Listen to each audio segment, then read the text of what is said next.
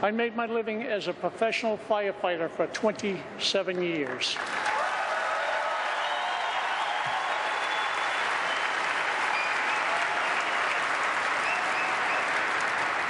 Prior to moving to Randolph, Vermont, we lived in Medford, Massachusetts.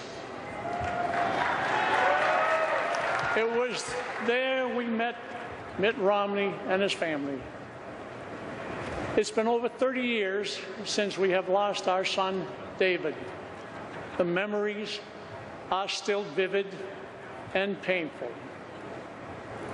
But we wanted to share them with you because David's story is a part of Mitt's story, and America deserves to hear it.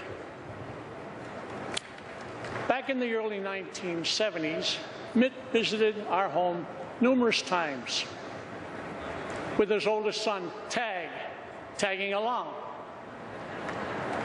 He was in the vanguard of our support system when we received the news that no parent is prepared to confront. You cannot measure a man's character based on the words he utters before adoring crowds during times that are happy. The true measure of a man is revealed in his actions during times of trouble. The quiet hospital room of a dying boy with no cameras and no reporters. This is the time to make that assessment. In 1979, a tragedy struck our family when our youngest son, David, was diagnosed with Hodgkin's disease. It was a cancer. Over a period of 7 months, he was in and out of Children's Hospital in Boston for treatment. Throughout that agonizing period, Mitt took time from his busy schedule to visit David. They developed a loving friendship. On one of his visits, Mitt discovered that David was very fond of fireworks. He went out and bought a box full of big-time fireworks that had to sit on the closet shelf because they couldn't be set off in the city. We waited until we were able to go to Algonquin, Maine, where we set them off on the sand dunes with permission from the fire and police departments. Through that simple but thoughtful gift, Mitt brought joy to a young boy who had not experienced any for too long. He also gave the rest of us a welcome release. On another visit, David, knowing Mitt had gone to law school at Harvard, asked Mitt if he would help him write a will. He had some prized possessions he wanted to make sure were given to his closest friends and family. The next time Mitt went to the hospital, he was equipped with his yellow legal pad and pen. Together, they made David's will. That is a task that no child should ever have to do. But it gave David peace of mind. So, after David's death, we were able to give his skateboard, his model rockets, and his fishing gear to his best friends. He also made it clear that his brother Peter should get his Ruger 22 rifle. How many men do you know would take the time out of their busy lives to visit a terminally ill 14-year-old and help him settle his affairs? David also helped us plan his funeral. He wanted to be buried in his Boy Scout uniform. He wanted Mitt to pronounce his eulogy, and Mitt was there to honor that request. We will be ever grateful to Mitt for his love and concern.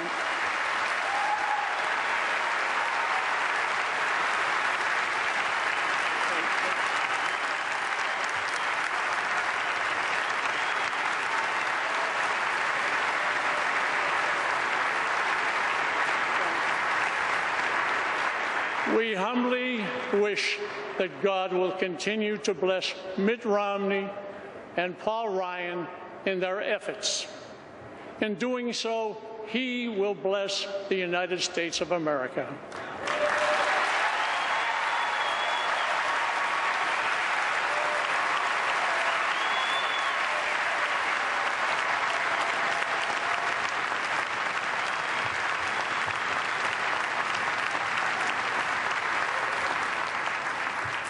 In 1982, my husband Grant and I moved from California to Massachusetts with our newborn son.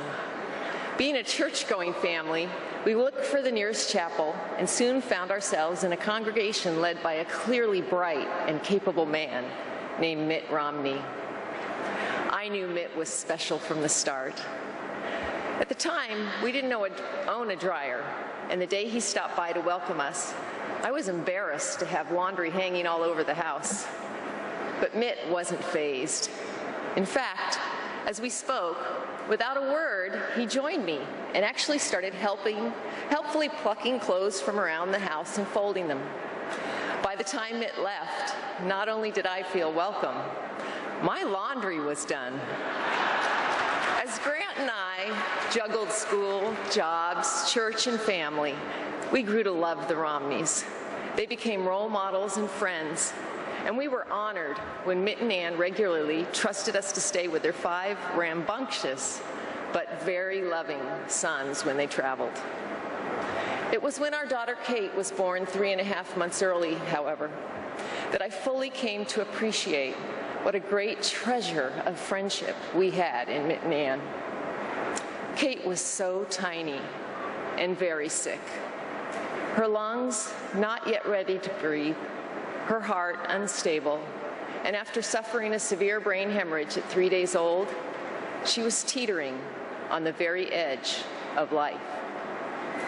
As I sat with her in intensive care, consumed with a mother's worry and fear, dear Mitt came to visit and pray with me. As our clergy, he was one of very few visitors allowed. And I will never forget how, when he looked down tenderly at my daughter, his eyes filled with tears, and he reached out and gently stroked her tiny back. I could tell immediately that he didn't just see a tangle of plastic and tubes and wires.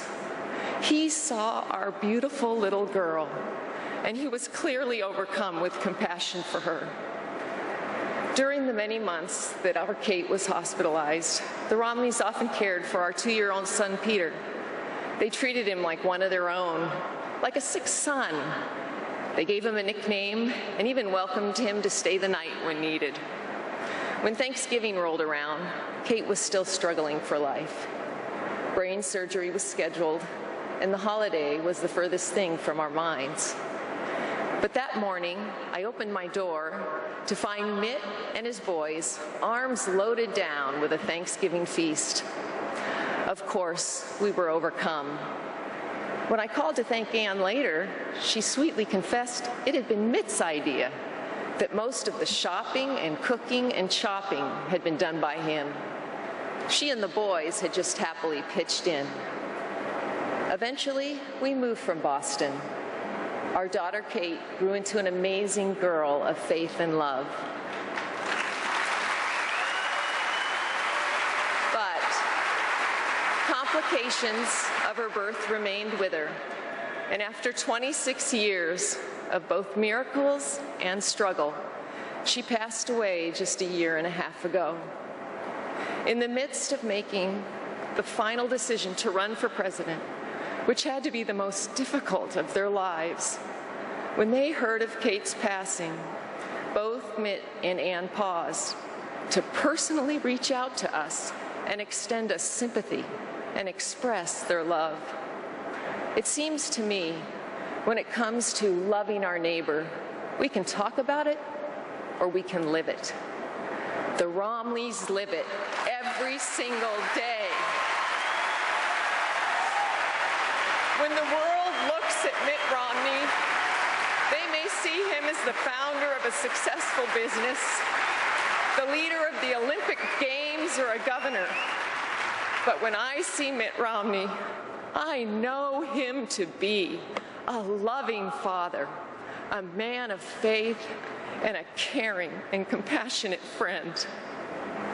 It is with great excitement and renewed hope that I think of how our country will be blessed as it is led by a man who is not only so very accomplished and capable, but who has devoted his entire life quietly serving others.